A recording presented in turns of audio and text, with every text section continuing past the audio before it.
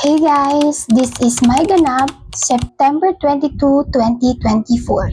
Sobrang late ko na rin siya na-upload kasi madami din ginawa at naging busy na rin.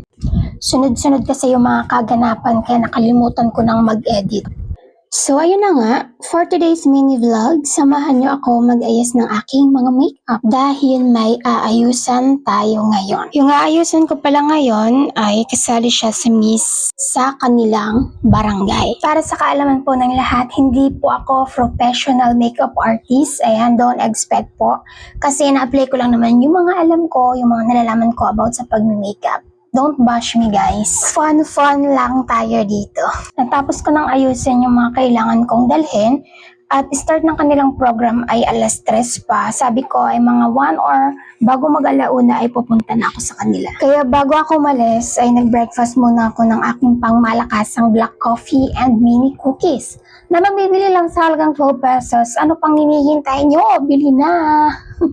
Nag-endorse na naman ang person. Joke lang, char! At dahil mag-aalauna na, ayan at nagpahatid na nga ako. Kasi guys, ayoko na ako yung hinihintay. Okay lang na ako yung maghintay, wag lang ako yung hinihintay. Gets nyo? At higit sa lahat, ayoko yung nalilate ako.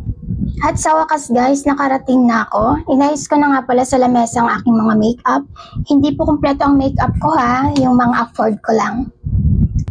Fast forward ko na guys, ayan tapos ko na siya ayusan. At nakakuha nga pala siya ng award na Aura of the Night. Yun lang guys, thank you, bye!